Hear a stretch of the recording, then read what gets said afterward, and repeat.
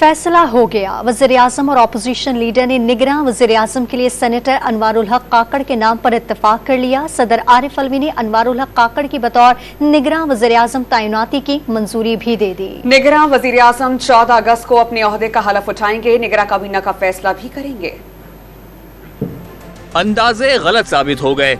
निगरान वज़ीर आज़म के मामले पर कौम को बड़ा सरप्राइज मिल गया। वज़ीर आज़म शहबाज शरीफ और अपोजिशन लीडर राजा रियाज के दरमियान निगरान वज़ीर आज़म के लिए आज फैसला कुन मुशावरत हुई। वज़ीर आज़म हाउस में 1.5 घंटे तक जारी रहने वाली मुलाकात में दोनों जानिब से पेश किए गए 3 नामों पर गौर किया गया। मुलाकात के बाद अपोजिशन लीडर ने मीडिया के सामने निगरान वज़ीर आज़म के नाम का ऐलान किया। वज़ीर आज़म साहब का और मेरा एक चीज पे हम पहले मुत्तफिक हुए कि जो भी वज़ीर आज़म हो वो छोटे सूबे से हो, ताकि छोटे सूबों को जो महरूमी है वो दूर हो और ऐसा नाम हो जो गैर मुतनाज़ा हो, किसी सियासी पार्टी से ना हो।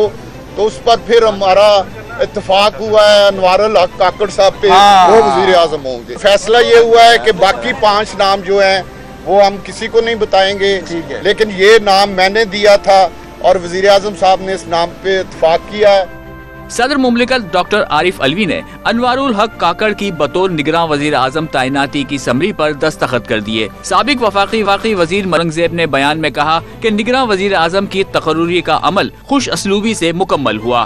फवाद चौधरी ने ट्वीट में सेनेटर अनवारुल हक काकड़ को सच्चा पाकिस्तानी, इंतहाई पढ़ा लिखा और मोतदल मिजाज शख्स करार दिया। गवर्नर सिंध कामरान टिसौरी ने कहा कि मौजूदा हालात में सेनेटर अनवारुल हक बेहतरीन इंतखाब हैं।